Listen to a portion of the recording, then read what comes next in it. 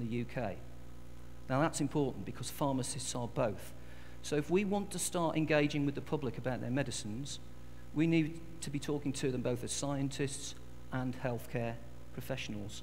So how might we address this issue? Now remember, what we intend to do is to launch this scheme in a small area with 8 or 10 pharmacies. So we intend to launch the advertising campaign in that geographical footprint to support the service that's been provided by these 10 pharmacies. Now, what I want to do now is not to say, haha, aren't these adverts brilliant? That's not the point here. I want to give you guys a sense of momentum. We're working on this, we're developing the campaign. These are almost certainly not going to be the final adverts, but I just wanted to show you the kind of ideas that we might be talking about. So the first thing that we want to look at is a focus on medicines. Remember, healthcare professionals and scientists. Can you imagine this if you were waiting for a tube? There happen to be no tube trains in the Dudley area as it happens, but nevertheless, we're giving people the chemical molecules. We're asking members of the public to figure out whether they can work out which medicines interact with which medicines. We're saying, do you know what? You might not know the answer to this. There's many healthcare professionals that don't know the answer to this. Your pharmacist does. Why? Because the pharmacists are the experts in medicines. So we're starting to plant those ideas into the minds of the public that these are not normal items of commerce. These are chemical interactions that occur in your body. You need to speak to somebody and deal with somebody who might be able to help you with that. They can be placed in newspapers.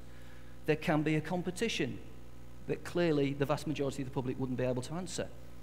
But what we're saying is, that's okay. Many healthcare professionals couldn't answer these questions either, but pharmacists can. Why? Because the pharmacist is the expert in medicines. We're starting to engage them about their medicines. We're starting to show them that it's the pharmacist that can actually resolve some of these issues. A second approach that can be taken, to speak to somebody and deal with somebody who might be able to help you with that. We'll all recognise these characters in newspapers because they tell stories that can be members of our families tell. That clearly the vast majority of the public wouldn't be able to answer. People like this. But what we're saying is, that's okay. She gets giddy by many healthcare professionals couldn't be like this. Answer these questions either, but pharmacists can. Why? Because the pharmacist is the expert in medicine. What about this fella, Bill, 81? We're starting to engage them about their medicines. We're starting to show them that it's the pharmacist that can actually resolve. Your pharmacist is the expert in medicines. A second approach that can be taken. This fella here deals with so many drugs, he can't even remember. We'll all recognise in. He looks like newspapers because they tell stories that can be members of our families tell. It's one of the most powerful, the vast majority of stories that no people like this. But what we're saying is the patient that was sitting there gets giddy. Many healthcare professionals couldn't be like this. Distance expression on their face with saliva running down. Because the pharmacist did what about this fellow, Bill? He's starting to engage them about 12 pills that he's starting to show them that it's the pharmacist that can actually resolve. You know what? That patient is out taking their dog. A second approach that can be taken. The family, this fellow here deals with so many drugs. Those are the kind of stories we'll all recognise. He looks like he's a newspaper because they tell stories that can be members of our families tell. One of the most powerful, the vast majority of stories we know from hypertonic miasma. But what we're saying is the patient is that's okay. Many healthcare professionals need to be distance expression on their face. This is the expert in medicines because it doesn't need to be like this. We can be doing it on bus shelters, hoardings. We can be addressing the youth through the magazines that they read, through electronic media. And then finally, and this is important to focus on local communities, it happens to be that we're running this scheme in the Dudley area, but if you look at the 10-year plan, it's all about the footprint in the localities. We need to be able to engage with the localities. It's possible. I mean, this happens to be an aerial photograph of Dudley. There's Dudley Castle, and we filled them out with lots of tablets and capsules. And when you click on the castle, it tells you which services are being provided by which pharmacies in the area. All of these things we're going to be using to support the campaign, because not only do we want to evaluate the success of the campaign that I've described, we want to also evaluate what difference the advertising made. How did that support the success, or otherwise? Were we able to change the perception of the public? Now, I'm running short of time here. I'm going to ask the guys to play my favourite advert that I ever watched on television.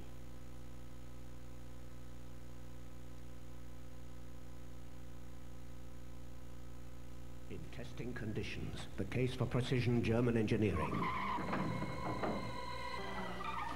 rests on our tires.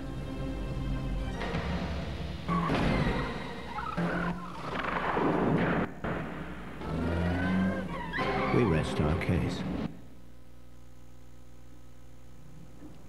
I bet he drinks Carling Black Label. thought I'd show you that advert. It's my favourite advert on television because it had nothing to do with Carling Black Label. It was Continental Tyres. But the guys from Carling Black Label nicked the advert and put their advert immediately after it on television. Hence, managing to take advantage of about £10 million worth of production costs. So I thought that was really, really clever.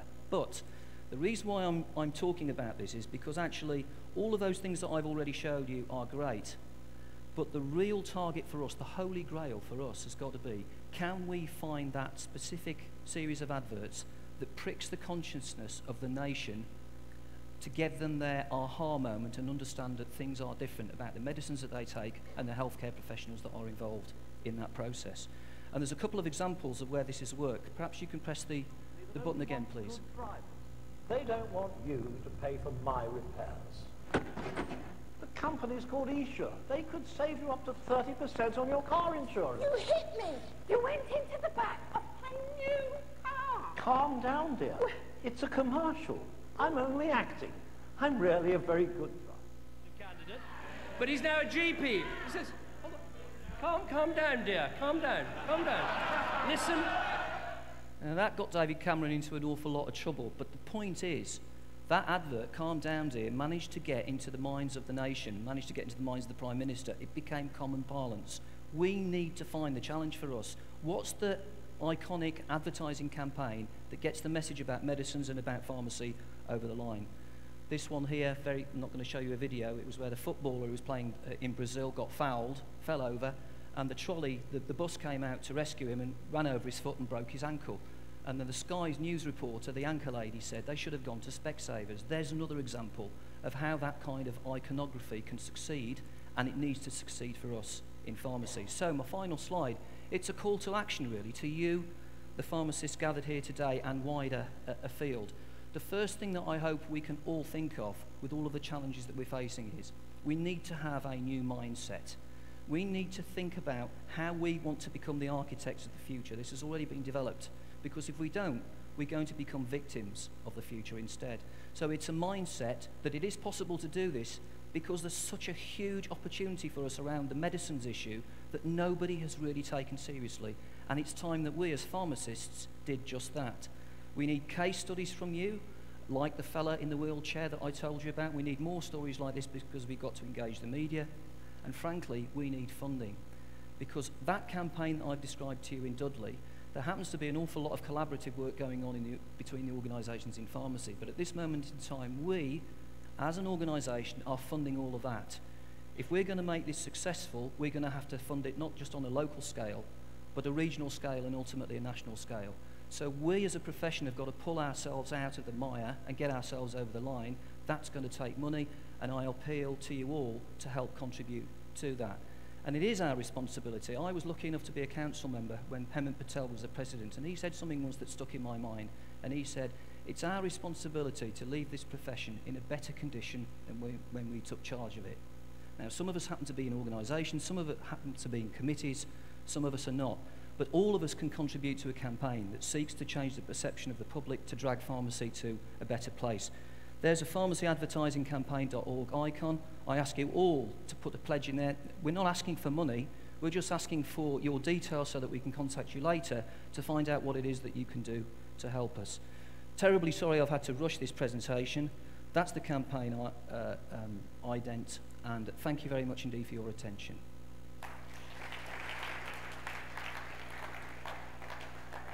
Thank you very much, Mark. Now we're going to have a quick changeover, make sure that all of our panel participants are actually mic'd up, and then I'm going to invite them all to come back onto the stage and take a seat. Whilst we are about to go live in about 4 minutes, less than 4 minutes, to the UK, we won't be able to see, obviously, people, because people are logging in and watching it live via the Pharmacy Magazine website. But we are starting to receive some questions already, and I'm sure that there'll be plenty of questions here in the audience too. I'm just going to do a few housekeeping points before we go live, just to remind you of the timings. When we finish here, we will then be going straight across to lunch. I will make a few more announcements after that point. Can anyone tell me whether or not it's gone live yet? Yes, it has. Okay, fantastic. Well, first of all, if you are listening in the UK, watching us in the UK, can we say welcome to the Sigma conference? We know it's 9 o'clock almost in the UK. We're a little bit later here at 1 o'clock in the afternoon on Sunday, but we're delighted that you're able to join us. And I'd like to invite our panel to come up and join us. So, Mark Lionett, the Chief Executive of the National Pharmacy Association, to come and join us. Warwick Smith, from the Chief Executive of the BGMA, the British Generic Manufacturers Association. Martin Sora, from the Healthcare Distributors Association. Mark Koziol, Chairman of the Pharmacists Defence Association.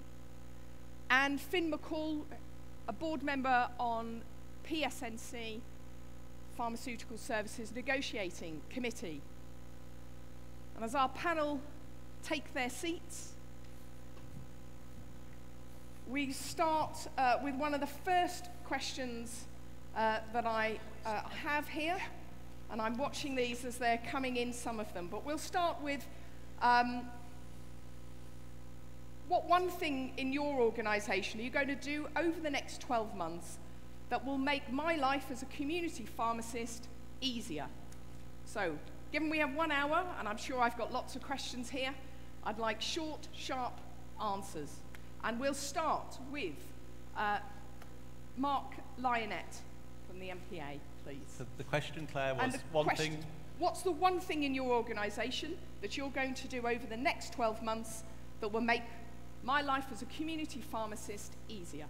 Well, so I think Ian has already mentioned one thing that I didn't talk about in the presentation, so I'll talk about something new, which is we're trying to do some work on being able to compare margins. Layla's team, as Ian Strachan mentioned earlier, have launched a kind of margin calculator tool. It's very basic, it's very indicative because it can't be the actual margin because, of course, that depends on what's everybody else's transactions, and you don't get that immediately. It doesn't include the discount. But we want to do something much smarter on that, Claire, so that people have got much more real-time information. Great, thank you. Perhaps I can go to Finn. What about PSNC? What can you do to help? So there's a couple of things that PSNC have very clearly got on their work plan, Claire. And number one is around a new contract and being much longer than the 1 year that we've worked on. I think the other key element of this is actually working at a local level with LPCs to improve the feeling on the ground for contractors. Okay. And although our other three organisations not specifically helping to run community pharmacy, but very much involved, what can you do to help? Warwick? So I think it's about information and data. So I've had a first very tentative discussion with Simon Dukes about how, when we have concessionary prices, disruptions to supply, we actually get out there what's actually happening, so that everybody on the ground can understand the position more clearly than they do now. And it is the point about transparency that I made half an hour ago. Actually, transparency is our friend. Getting more information out there, being clear what we're doing, I think will make everybody's lives easier in the interests of getting medicines to patients. Mark? Yeah, we'd like to build on Ian Strachan's idea that he mentioned earlier about the 2 million petition that was taken to government, which was about don't close your local community pharmacy, because if we can do an advertising campaign that changes the public's perception, imagine the power of 2 million signatures saying the government needs to take medicines more seriously, they need to enable pharmacists to do a proper job of work around how those medicines are used and taken by society. That's what we're hoping to do. Martin?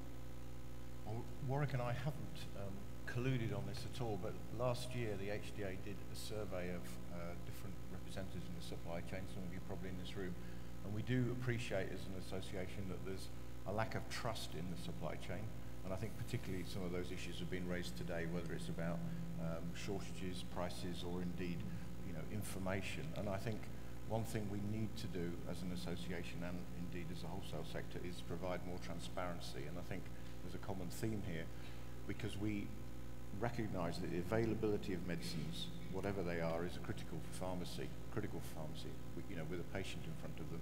and at the right price in the right place. And that has been a challenge over the last couple of years. So we need to provide better information for you about what's going on. And I think that's one of our objectives. Okay, thank you. So we've heard a lot about the future of pharmacy being local. So if it's about being local and working in collaboration, networks, local primary care networks, how do we mix those two in terms of the national bodies? And I'll direct that specifically to Finn, who talked about local, and to the two Marks for the moment. So pharmacy always has had a national contract for supply, and I think that's going to have to continue. Very much what primary care networks are about in this local agenda is how does pharmacy be involved in those at a local level, and how do we support patients to get better outcomes. Fundamentally, medicines are about enabling patients to get well and stay well as long as possible. So what we're trying to do, certainly Manchester is further down the line than this than most other areas. We've got 55 primary care networks across Manchester. The LPC is helping contractors to understand what they mean and how to get involved in it. Only last week I was involved in not just sitting within a meeting of the primary care network, but we also ran a locality meeting using technology. So it was done online, live in the evenings, with everybody dialing in on the video systems to be able to talk to each other and understand what was happening. We're trying to encourage and enable contractors and importantly pharmacists and their staff to be involved in those networks, to understand that actually it's not just around medicine supply, but how we work collaboratively as a team at a local level to make better outcomes and influences for patients. Okay. Mark Lynette. I was going to say, so I think local is great, isn't it? If you are well connected, you're integrated, you're already doing great things. And, you know, we've heard from Mark this morning about what's going on in Dudley. You're going to hear from Janica and Hemant, I think, either tomorrow or Wednesday on what's going on in North East London. I don't worry about those kind of places because those people are already knocking it out the ballpark. They're already integrated, connected, got those opportunities. I worry about lots of other parts of England where perhaps the LPCs are not so progressive or haven't found a way in, or there's blockages, etc. So one of the things we're going to be doing over the next year is working with others, with PSNC and others, on how we can support that greater development in some of those areas that are less well connected, less well integrated at the moment. Okay. I see this as being one large corporation. It's like any business. There's going to be part of the business that's working in it. That's where I see the localities. And part of the business needs to be working on it, and that's where I see the centre. And the strategy, the ideas, the research, the evaluation, the discussions with government have all got to be done centrally upstairs to provide the enabling environment for the people on the ground to actually be able to deliver. The centre upstairs has got to be looking at 5 or 10 year horizon and asking itself the next question: can the nation afford a medically led model of the NHS? We suspect the answer is no. Where's pharmacy's place going to be in that? In situations where the localities aren't succeeding, and Mark's already touched on this, the centre should be seeking to support that and to reinvigorate the networks that need to be successful locally. Okay. Yes, Warwick. Can I intervene, not as a pharmacist or a pharmacy representative, not even as a representative of the BGMA, but as a parent, a carer, a patient. So I live in a small market town in Surrey where we have the cottage hospital, the GP surgery, the pharmacy on the same site. That works brilliantly in that context. You know, my daughter can go to see the GP, get a prescription, go and have a blood test, and she's back in an hour with everything done. That would not work in Birmingham, where my mother was semi-blind, early stages of dementia, lots of arthritis. Too big for that to work, but equally it doesn't work when, in her context, she was still being given a paper script, she was being told to walk when she couldn't, to a pharmacist that she couldn't find. So I think developing models have to take account of patient needs and local needs existing and developing infrastructure, and I think it is a challenge for all of us to meet those requirements. Okay.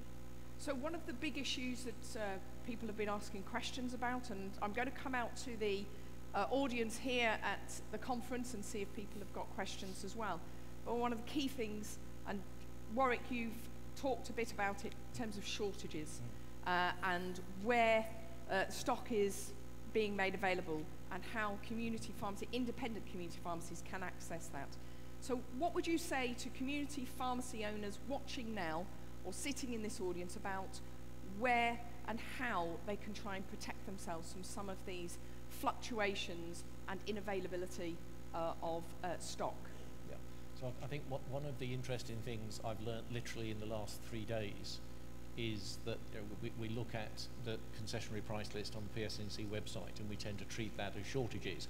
Actually, only between a half and a third of those are actually shortages. Sometimes it's just price increases and you can't access the medicines at the price. I think as well, I'm coming back to data, this is the year of data for me. You know, with the new powers that the Department of Health and Social Care has, it can track where medicines sit throughout the supply chain. It's been much less interventionist because it hasn't had that ability in the past. I think the way in which it collects data when there are disruptions to supply is frankly pretty analog in a digital age, and I think it needs to be improved. And we can, with care, use the data that they can now access and generate to give advice. There's a massive conflict here. The minute you tell people a product is short, it gets shorter. You know, people decide holding on to it might be a good idea. People, you know, for good and bad reasons, frankly, people chase around and it disrupts the supply even more. So we need to work out how we can make useful information available that is not counterproductive. But you know, in a world where there are greater powers for the department to generate those data, they need to do better, and I think we can help in that. We have recently begun discussions about how we can collaborate more in that exercise about finding out what is really short, what isn't, what the cause is, and the advice we can get. I think that will take some time. I'd hope that we could achieve it in the next 6 months. Martin. Thank you. We would support the BGMA, particularly on today's presentation. It's a supply and demand market. It's a commodity market. There are 2,500 wholesale licenses out there, and I know that therefore immediately atomizes and makes the market much more disintegrated in terms of monitoring where supply is. It's often in the wrong place, held by the wrong people, unfortunately. Our members only hold 1% of those licenses. There are generic medicines all over the place, and it's very difficult to work out where to get them at the right price for pharmacists. And I can't imagine how difficult it is for a small business who depends on that generics margin at times, as we've heard, with all the funding cuts that have been going on, how important that is. And I think it's important for us certainly to recognize that and to see where we can help. But the market has worked, as the BGMA have demonstrated over the years, in delivering fantastic prices. We have to be careful what we wish for. It is a commodity market that goes up and down. And you know, the average price of a medicine that we distribute is 30p. So that is the unit price that we're talking about. We don't go out to particularly make a margin. It is just what we happen to buy and sell it at, and then the margins are worked out much later in the year, and I'll talk more about that tomorrow. We've done some surveys on that. And I do totally understand the frustration about why you think some people are getting medicines and others aren't, and I think that's something we're going to have to work with, or you might want to think about that as a market failure, because that is a market failure, and therefore is something you can construct to make a case for. Yeah, I think it's worth saying, and this again touches on something Ian said earlier. If you look across Europe, there is a direct relationship between price and shortage. The lower the price in any country, the more disruption there is to supply. You know, we are, as one or two people have commented earlier, it's great for the NHS, it's great for patients that the prices of generics charged by manufacturers are, you know, by a factor lower than the rest of Europe. It does mean that sometimes the rest of Europe actually can get supply when the UK can't. The other point I would make, and it comes back to my comment about ensuring that we don't try and take apart the current system bit by bit.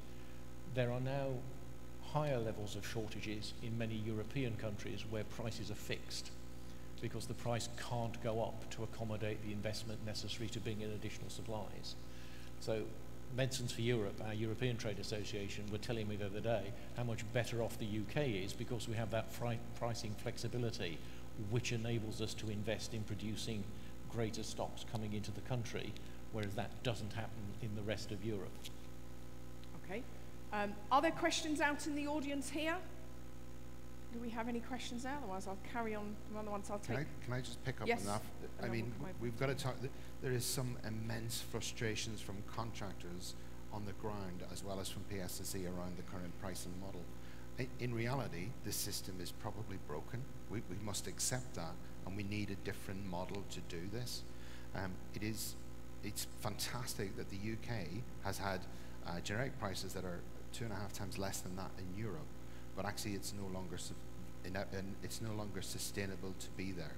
And so PSNC are looking to work with the department to find a better solution for this, but we can't get away from the fact that we have to drive the cost down of medicines to get better improvements for patients' outcomes. Okay, thank you. Well, we've got a question here. I think Ian Strachan. Thanks, Claire. Yeah, I'm a bit confused about the messaging here. I mean, we're addressing a room of contractors here, aren't we? And I think they've invested in the premises, they've invested in the jobs, in staff, they've invested in services, they've procured by competitive tendering across the tariff and saved the government millions.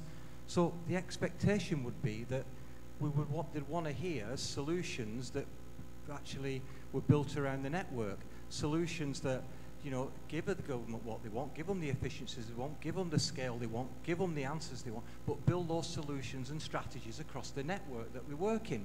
That's got to be the fundamentals of a leadership body for a contractor. And I just want to know, where do you stand on that? Because I'm hearing mixed things here. I mean, with you, Mark, for example, where does the contractor model, our high street, that access and convenience, and where we're demographically situated in deprivation in areas of hardship where there isn't even a GP surgery. So where does that contractor model fit into this? Because, both Marks have talked about it's a good time to be a pharmacist, bad time to be a contractor. I don't want to hear that. I want to hear about, what can we do to defend that model? What can we do to build on that? And what to give them the answers? Because I don't think that fight's over at all. I still think we can win that fight. I think picking up on that is really to give some hope to community pharmacists about, what do they need to do to try and carry on? What would your advice be to community pharmacist independents at this point? Let's start with Mark. Yeah, I think the really important thing here, Ian, is to make sure that those patients are still coming in through the door with their prescription. That's the key. They're walking in through the door with that prescription, whether you're a contractor or an employee, it doesn't matter. That gives us an opportunity to deliver other services over and above the historical services that community pharmacy has provided that the NHS either desperately already need or don't even understand that they need it yet. That's got to be our opportunity. So therefore, the future has got to avoid a situation where that patient interaction with the community pharmacy has been disintermediated.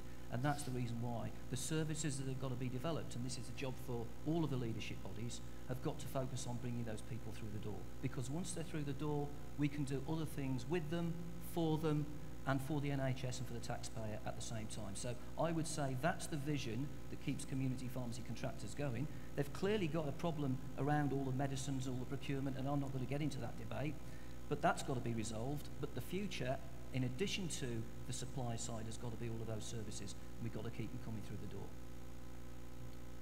Mark?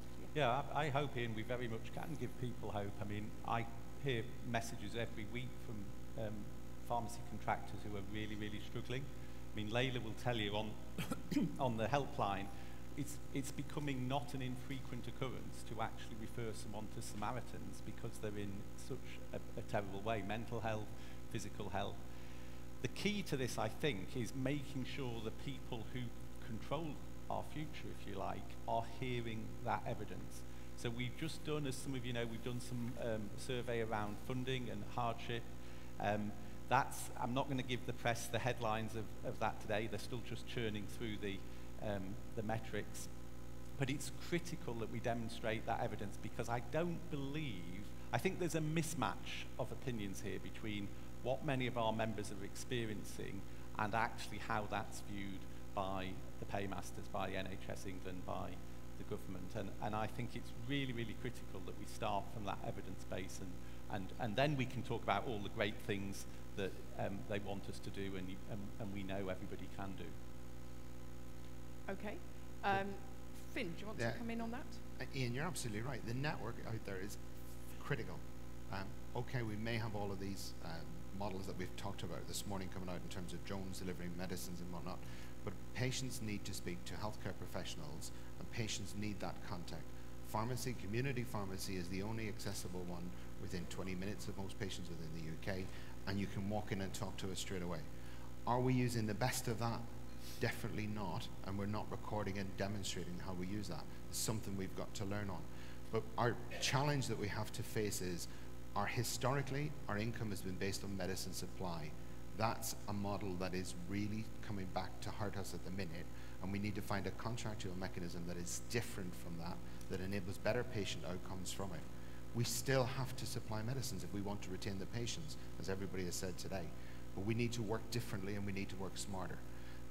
Mike Dent earlier on in this talk said, if you believe that your business is going to be about putting money in to help that you're going to survive on a historic method, then that's not the way forward at all. We've got to do something that's different, but still using our clinical expertise, our professionalism in the high street to work at a local level with the rest of the primary care networks that are out there. Yeah. Can I just add, Claire, so this normally happens at some stage in a Sigma conference. I'm not sure I agree with Finn. I don't think the medicines pricing model is broken. I think there are lots of tensions.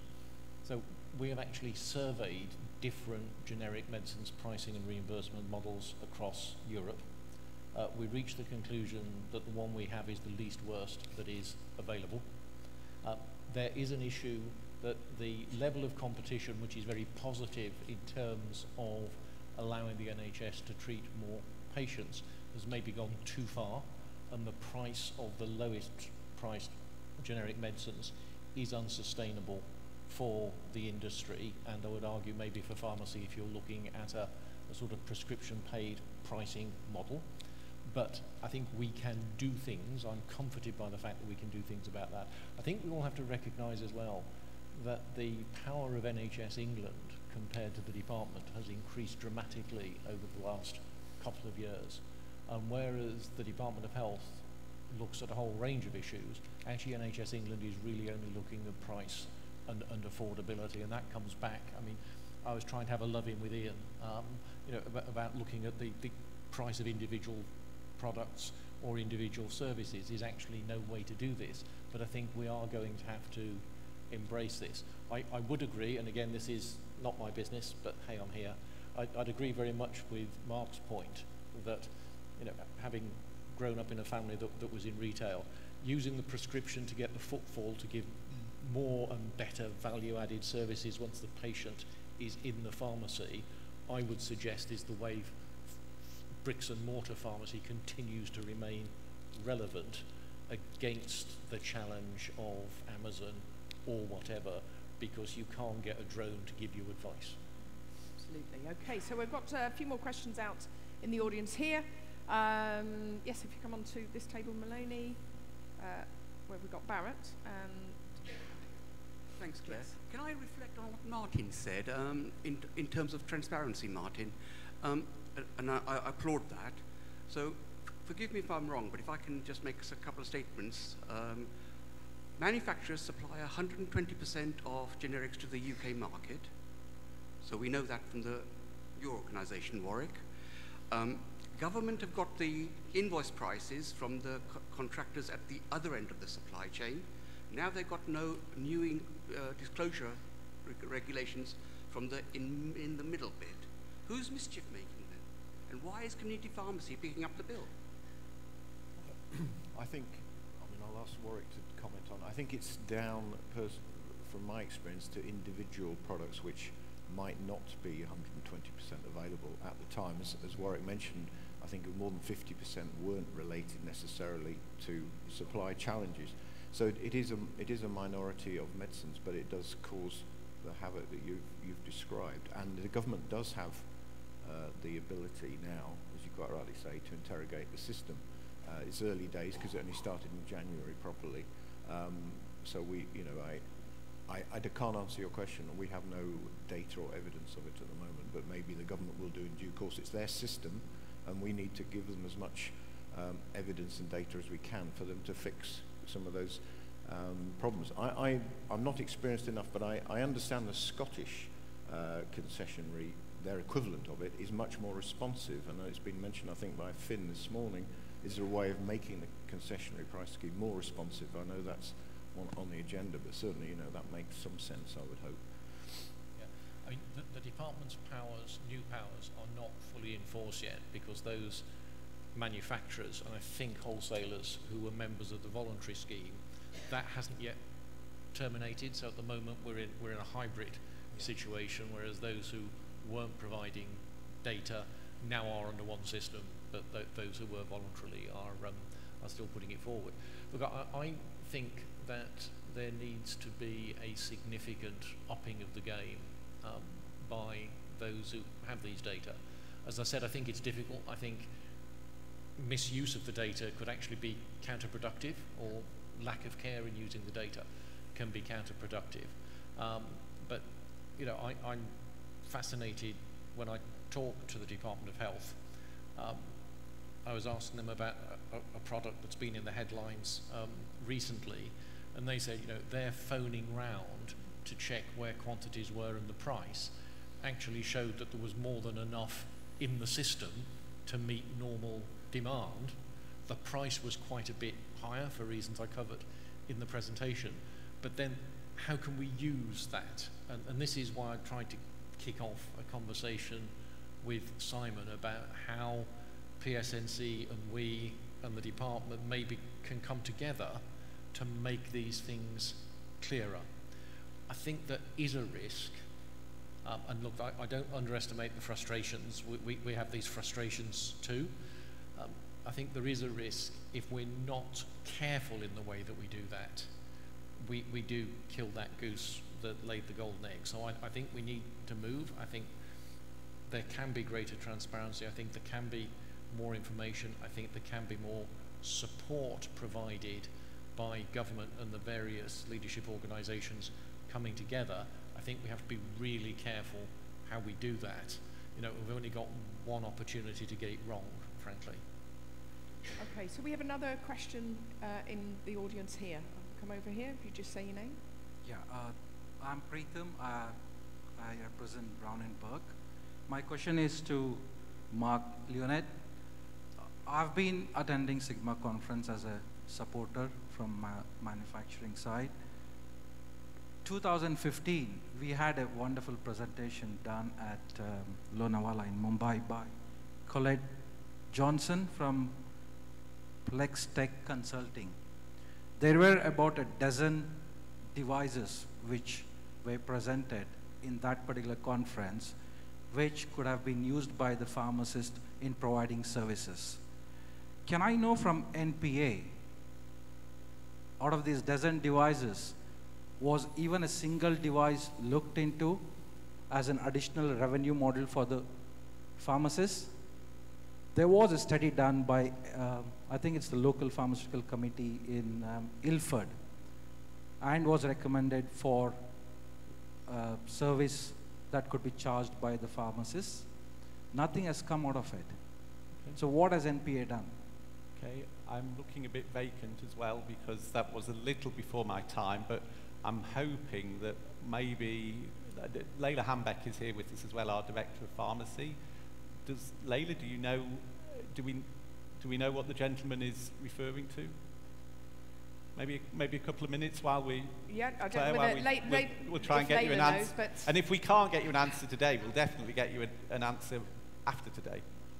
But certainly from that, the issue is what other technology, what other opportunities are the NPA and indeed other bodies looking at to try and support independent community pharmacy contractors to develop other streams of funding and revenue? Well, I mentioned one this morning, and I have to be very careful when we have our good colleagues from the press here in terms of how much you can say. But at the moment, there is one very interesting non-NHS healthcare-related income stream that is in front of us, which we're progressing quite nicely on. I'd like to think that by the time you all meet next year, that might be something that's in play for everyone. I can't go much further than that without creating all sorts of problems. But we are, remember our board are all contractors like yourself. We're very, very conscious of how desperate it is, particularly in England, as I say, not necessarily so much Scotland and Wales, but England and Northern Ireland. We're looking at anything and everything which might help your situation. Okay.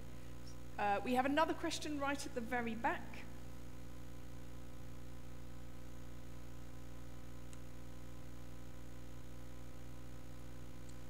Just taking up the point what Ian originally started with, which was that we're losing focus and not focusing on the contractors, which is very good, Ian. I'm glad you raised it. And something that the gentleman just said, which the NPA hopefully will be able to come back on shortly, because historically something that perhaps when you were not there. But I'm just taking it as an example of something more recent that disappoints me considerably, and perhaps someone on the panel can give me a better understanding of where we are today with the Falsified Medicines Directive. From my understanding of why this is taking place is because of the very words Falsified Medicine Directive, which enable us to track the correct medicines and the legitimate medicines. All it needed doing was to get the manufacturers, which is whatever you're doing, and the importer, the distributor, or the wholesaler to verify the medicines and its legitimacy. Why involve the pharmacy? By the time it's gone through those 3 stages, clearly you know whether the product is falsified or not. Why involve the pharmacy? Why the headache and whatever? And as far as Sigma, I'm sorry, I've forgotten your name, the young lad who represents as the director of Sigma. The difficulty that they are having in scanning thousands of products when you can get a single code for whatever it is in pallet loads or cartons, surely that must help without you having to do all this. I mean, the insanity of it all by people who are responsible and who are supposed to be our leadership to sort of just find simple solutions to even complex problems is something that just goes way by. And then you talk about evidence-based and this, and we'll try and do this and we'll try and do that. You know, the horse is already bolted. I just find it incredible that today we're talking about something which now somebody will say afterwards, well, it's been taken 10 years, 2 years, 5 years. With so many topics we speak of. Please concentrate on what you can do quickly without having to solve the problem when it's raised, rather than just halting it. So can somebody explain to me about FMD and why it's taken the pharmacy at this end to get involved when the wholesalers and manufacturers should be able to do it? Okay, huge subject here for FMD. Right, so we start with Martin. Obviously, I don't represent the pharmacy sector, but I can give you a bit of background that the system was agreed at European level for 33 countries to put products on the market which had a unique identifier, and then for them to be checked out at the end of the process on distribution or on giving to the patient or the public. And it was viewed as an end-to-end system, never a track and trace system. And of course that's where the dispenser comes in. So the basic model was agreed probably some 10 or 12 years ago, and it wasn't considered that we do the very, very expensive track and trace system, which is the American version of that, which is currently being implemented and delayed. Now, I appreciate that the onus then is therefore on the pharmacist to do it, but it was viewed as a simple check-in, check-out. Now, I think in due time, it will have benefits of, for example, stock control, extra data and information both that pharmacists can use. I mean, in Germany, pharmacists are getting together and using a lot of that information because it's your information, your data, and as organizations, they are informing their own members a lot more about what it is they're dispensing and what isn't, you know, and all stock control and tracking that can go with that. So I think, unfortunately, I appreciate it's really bad timing. We've got supply shortage, you've had funding cuts, you've got Brexit, everything else going on, so it isn't a good time to bring it in. The MHRA has certainly indicated that they will employ a pragmatic approach to compliance with the FMD as long as there is a timetable for doing that. but I do understand your concern. So, recognising Mark's point about the media being here, so just between us guys, I'm no fan of the Falsified Medicines Directive, and I think a number of people in the room will know I am on record as questioning its validity in the UK context. So, falsification of medicines, counterfeit of medicines, is a huge global problem, massive global problem.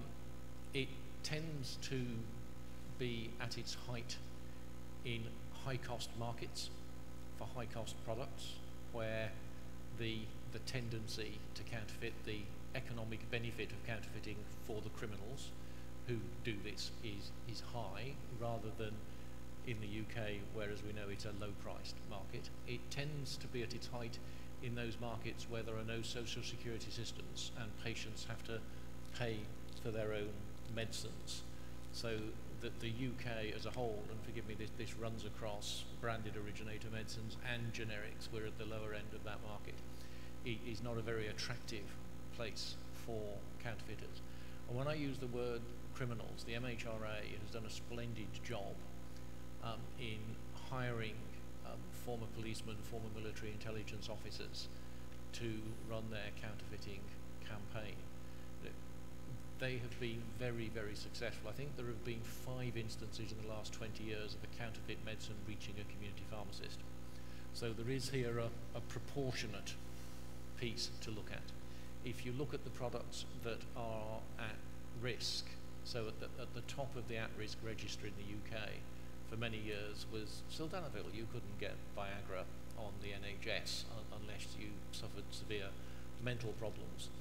Since the product was genericized and the price dropped 98%, that is no longer on the list. So it comes back to the point about what criminals do. When the MHRA has raided counterfeiters, they have found counterfeit medicines sitting alongside counterfeit Kalashnikovs. These are professional, globally based, or at least internationally based criminals who are doing this.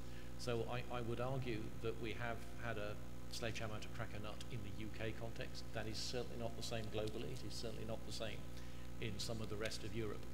And I think it is interesting to look at what the UK government has said about the future of the Falsified Medicines Directive if we leave the EU without a deal and the directive is no longer in force. And that is that they will rescind the legislation implementing it in the UK on the 30th of March, and will then take some time deciding whether a UK standalone system should be introduced. My guess is that they would introduce a standalone system. I think it would be much more risk-based than the blanket approach that we have in the current directive. Costs, yeah. So industry the manufacturing industry has already invested, quote unquote, as I said in my presentation, hundreds of millions of pounds across Europe in getting ready for this. UK marketing authorization holders have funded SecureMed to the tune of almost £10 million.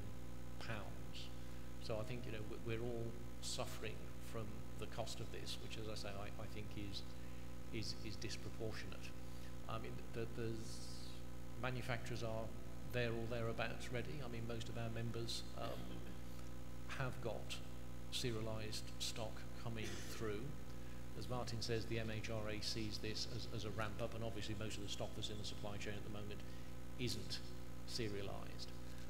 At the end of the day, the issue that faces the regulators is very simple. Mike Dietz, who now works at the WHO, who used to be in charge of this at the MHRA, always put it very, very simply. For a counterfeit medicine to reach a patient through a legitimate pharmacist, then someone in the supply chain has done business with a criminal. And one of the things that really used to upset Mike was when they would find something somewhere in the distribution chain, and the guy who had bought it and then probably spotted it and reported it, so I'm not attacking these people, would say, I wondered why it was so cheap. There's your answer. Actually, low risk in the UK, sledgehammer to crack a nut, and the right sort of economical levers not in place. But believe me, this is not just about cost to pharmacy and disruption to pharmacy. This is cost and disruption throughout the supply chain. And at the moment, without wishing to get that envy versus collaboration point out of sync, manufacturers have paid up front. We are broadly there, having met the requirement. So we get a little bit incy when other people might not have done. Okay, thank you. Well, I'm going to move the panel's discussion along a little bit. We've heard something this morning about the NHS 10-year plan and the investment in 20,000 people who are going to help to deliver healthcare, pharmacy being a big part of that. So what are we going to do to make sure that there are sufficient pharmacists, and how can community pharmacy, particularly independent community pharmacy, be part of that change in delivering healthcare through pharmacists? And we'll start with Mark Koziol. One of the things I was asked to do earlier was say something controversial when I'm on the panel. And I thought, I don't know how I'm going to do that. And look, at risk of perhaps being controversial, and several of you not talking to me for the rest of the week, I'm going to say something controversial anyway. And that is, we have a question time panel here. We could have spent a long time talking about antimicrobial resistance and how we were going to prevent society from going back into the dark ages. We could have spent time talking about how we were going to prevent our elderly relatives from being catatonic because they're taking too many medicines.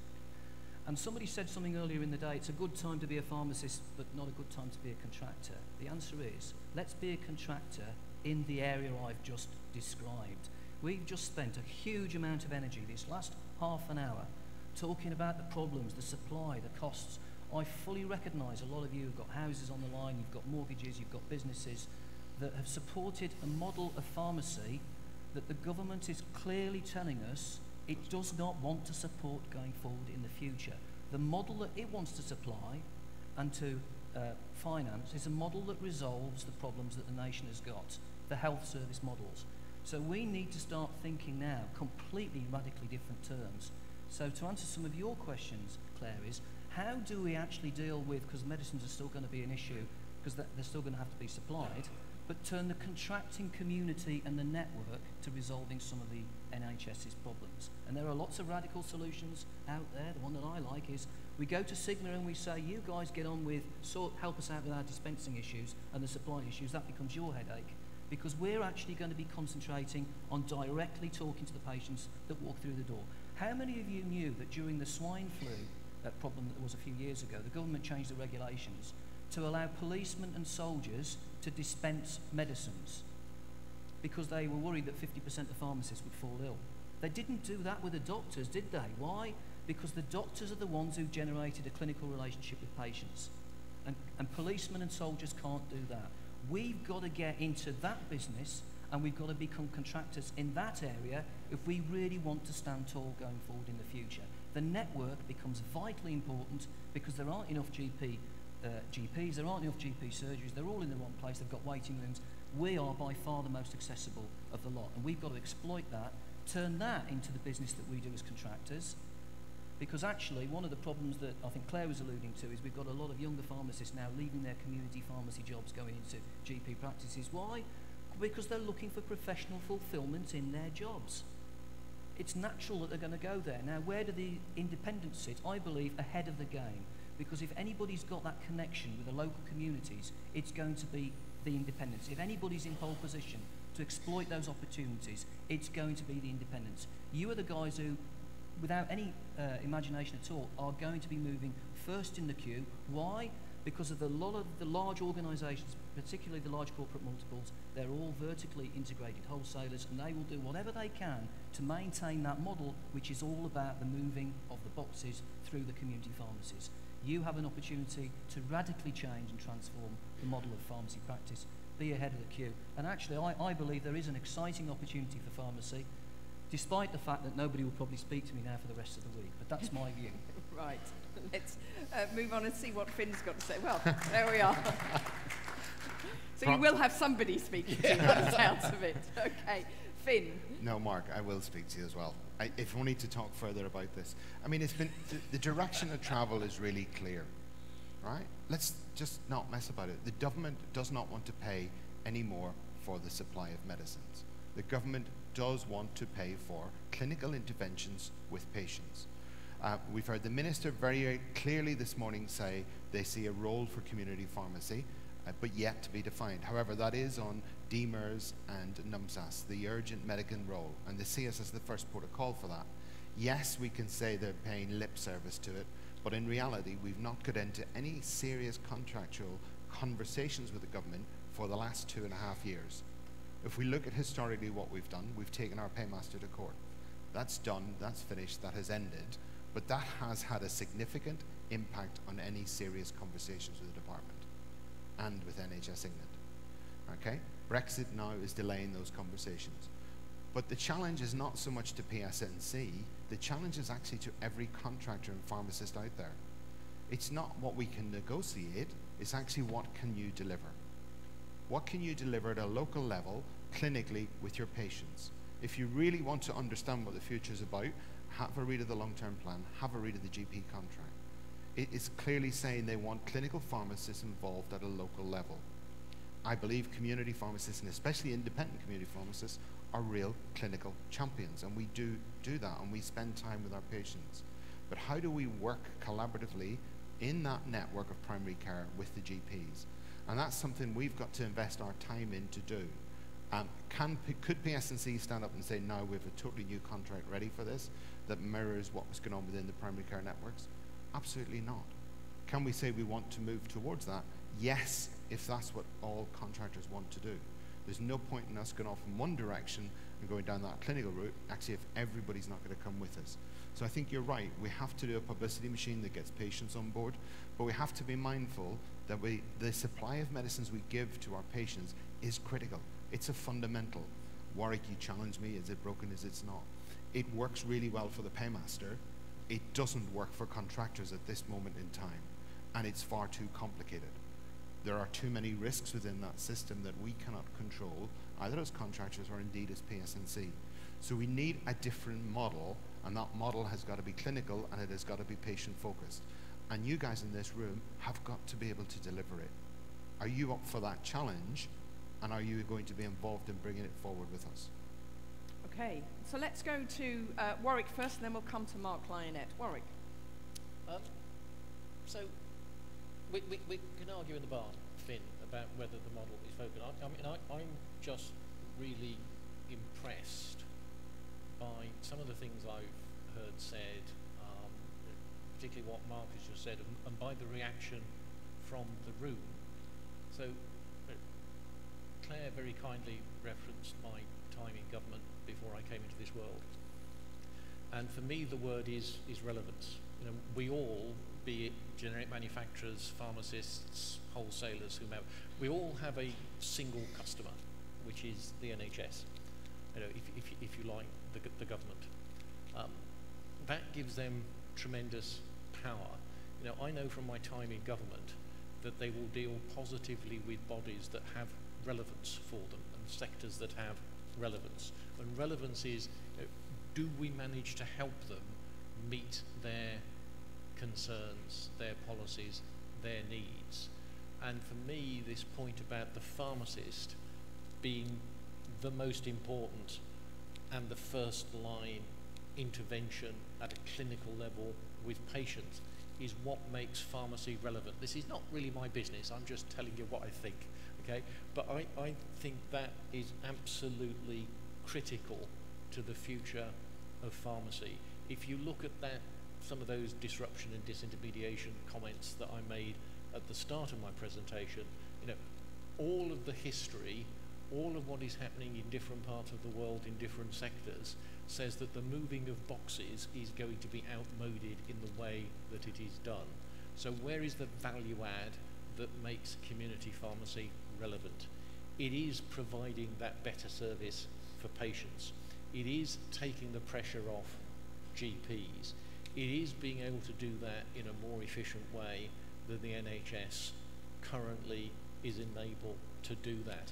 It is, if I can extrapolate one of Mark's themes, the pharmacist becoming more important than the GP in the sight line of governments in looking at how patients are cared for.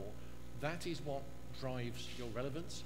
This is a personal view, this is not a BGMA view, but all my experience screams at me that that is what pharmacy needs to do. And one of the things that I guess has depressed me is I think this is the 5th time I've been at the Sigma conference and we've had that conversation, and we're still having that conversation. So I don't know where the block is. You know, I can find nobody who seriously disagrees with that analysis that, you know, Mark put forward so eloquently, but neither can I find anybody who is coming up with the answer. I love Mark's Dudley, I thought I recognised the accent, the Dudley experiment, if I can call it that, trial. But I think we do need something like that if we are to maintain the dispensing service, but as one part of a healthcare service on your high street. Okay, thank you. Mark Kleinert. Well, I mean, I think there's been some fantastic answers there already as well, Claire. I think it's taken me back to when I first started in this job.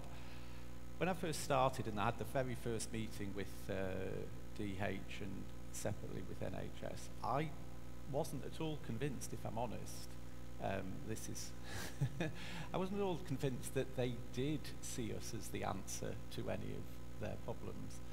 And I think, and this is based on 30 years of experience, being the answer to some part of government's problems is quite a powerful place to be. And I think you have to work with that.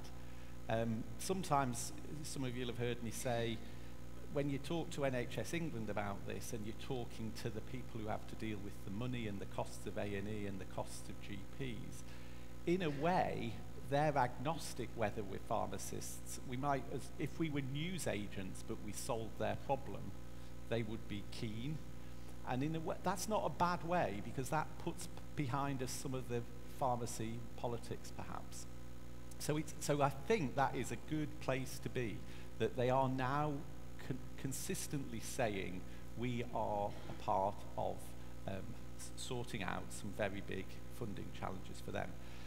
I do also hear from my board and from members that mantra of we mustn't separate supply and service. I think those two things go critically together.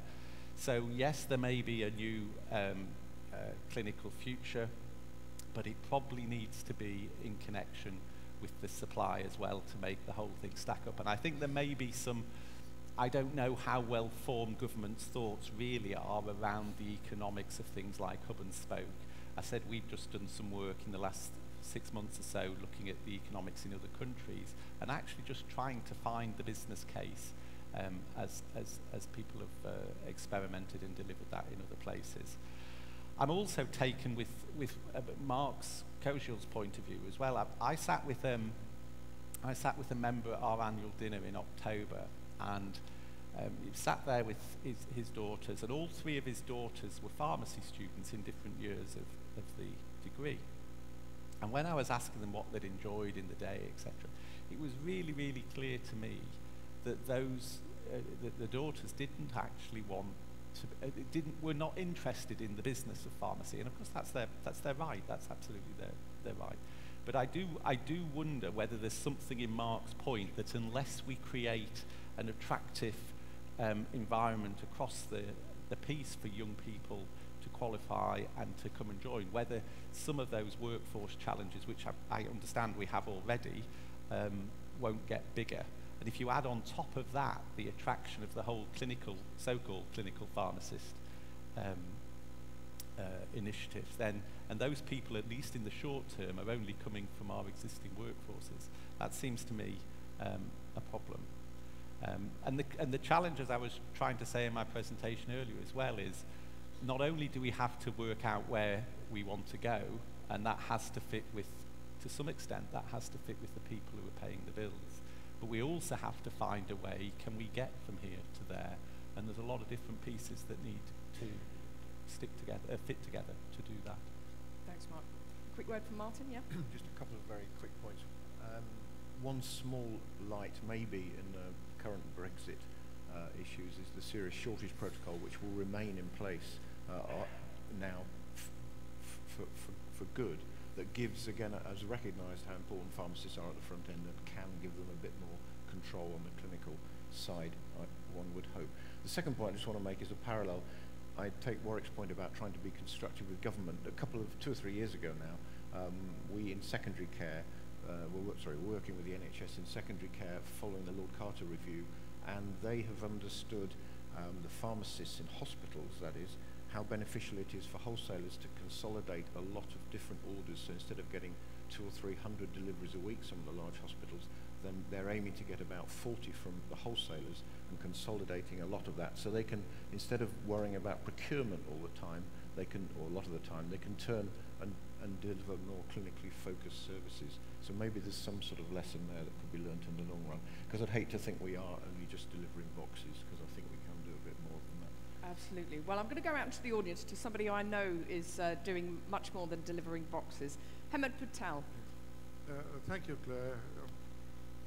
This conference is about securing a future, and it's quite common that we often delve into here and now issues and forget the future. But I think we must come back and focus on the future. And that's why I was very interested to hear the word futurology. It is not very often used, and I don't think many people's vocabulary actually contains that word, but I think it was a timely reminder for us that futurology is really important. I spend 2 hours a day looking at policy papers, and probably a lot more from the homework I get from those policy papers. And I think in pharmacy we are extremely weak at analyzing policy papers beyond pharmacy. Because I think as we go forward, integration will not happen by just connecting to a bridge between doctors and pharmacists. Integration has got a relationship aspect which hasn't been properly looked at.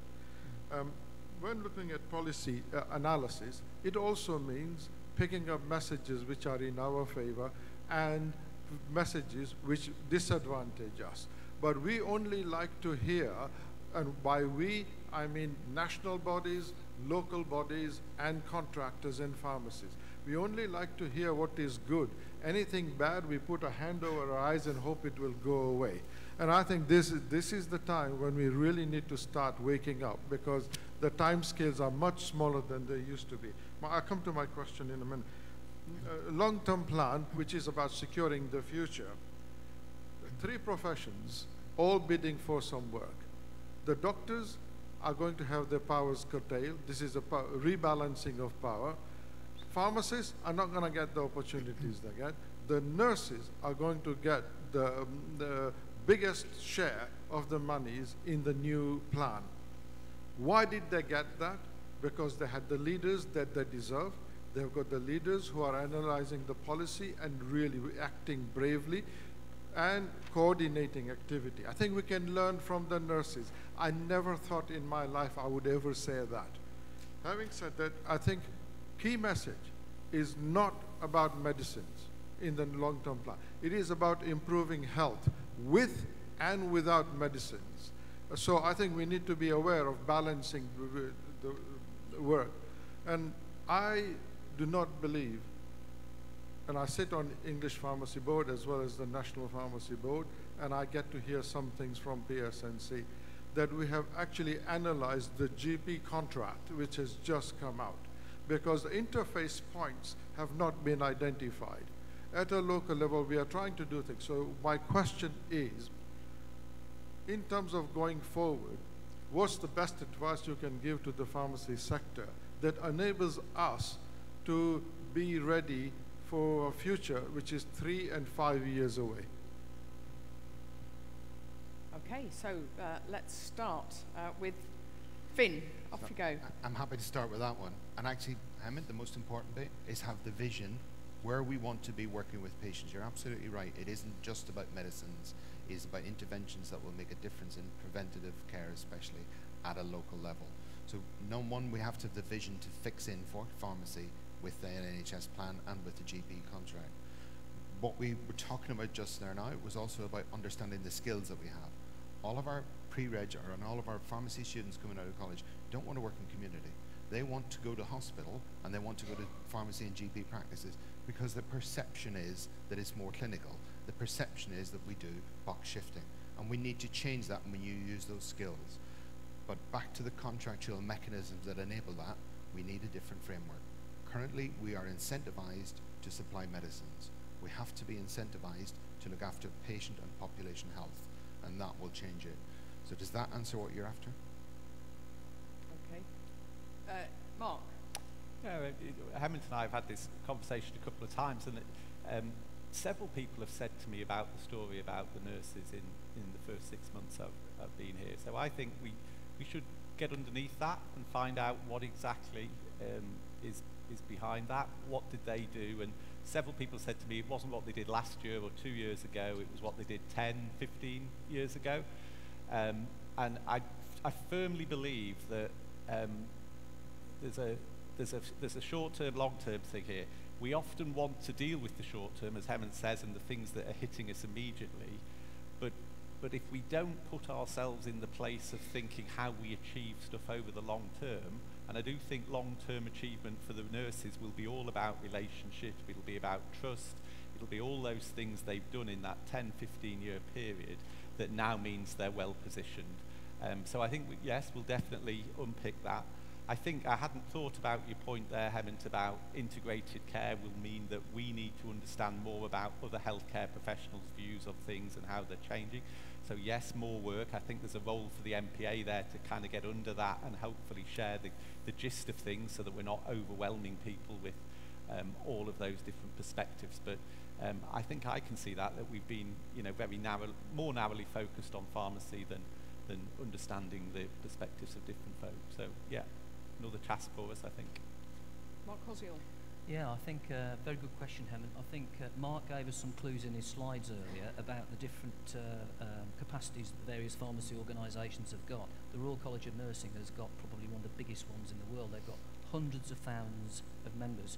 And Winston Churchill said something once, you need three things to win a war: money, money, and money. And I think the question was, what do you all say to your representative bodies? And I say, tell your representative bodies to get into a room and don't come out until you all agree a combined plan. And you all agree who's doing what within the scope of that plan so that you can all use your resources and the finances that you've got to best effect. Do not tolerate plans that are clearly going in the wrong direction, which is what we've started to talk about here. Any main plans that still see pharmacy in 10 or 15 years having the kind of debates that we've had on this panel about concessionary pricing and this, that and the other, they're the wrong plans. We've got to have plans that take us to this new place. Don't let your bodies come out of that room until the plan is the future plan. Once those bodies leave the room, every single one of those bodies has got to deliver its specific component within that plan. And then the other thing I would suggest you do is go back to your localities, to your pharmacies, and get ready for radical change in the way that we deliver pharmacy services. Okay, thank you. Last couple of points from Warwick and Martin before we sign off of our viewers in the UK. Okay. So really in answer to a number of points that have been made, really 3 points. One, just picking up on what Mark has said. The vision and the leap rather than the continuous drift, I think is absolutely critical. I spoke at the beginning of my remarks about the collaboration and the envy or the competition. So good points and bad points. Many issues with the Falsified Medicines Directive, as we know, but we had a particular issue not long ago, and Martin got half a dozen of his members, half a dozen of my members, and the MHRA in a room. Atul was there, and we brainstormed through a fix to make it work. I think it's really, really good that different parts of the supply chain can come together and achieve that when they see the common threat and the need to help one another. We need to run that out, because actually we are all part of that collaborative service to patients. If we do not do that and all demonstrate our relevance, then actually that will damage all of us. So the envy competition piece, I put on at the start of my presentation a photograph of a ward at the Royal Surrey County Hospital in Guildford, which saved my life it's the same hospital that Keithbridge castigated for parallel exporting cheap generics to Germany. None of us is guiltless, but we all need to come together. Okay. Final comment, Martin. I think the vision thing is important, and we're trying to understand that ourselves as an association for where we want to go, but I also do think there's some battles, and Hemant mentioned, look at the policies that are currently here and win a couple of the battles if you can, while trying to concentrate also on your direction of travel for your constituency. The pharmacy constituency has got to be joined up, and Mark here on my right has just made that point. All the organisations representing whatever types of pharmacy, and there are lots of types of pharmacy, do need to come out with one voice. Okay, excellent. And we're going to reassure our viewers back in the UK that we will be holding feet to the fire of leaders here at the Sigma conference throughout the rest of the week in those presentations. And I'm sure our pharmacy journals and media will make sure that there's plenty of reporting back to the UK as well. So thank our viewers back in the UK, and I know that that link will now end. And I want to thank our panel for taking part in this today. I think there's been a really good opportunity to explore a number of issues. So thank you to all of our panel, please. Thank you.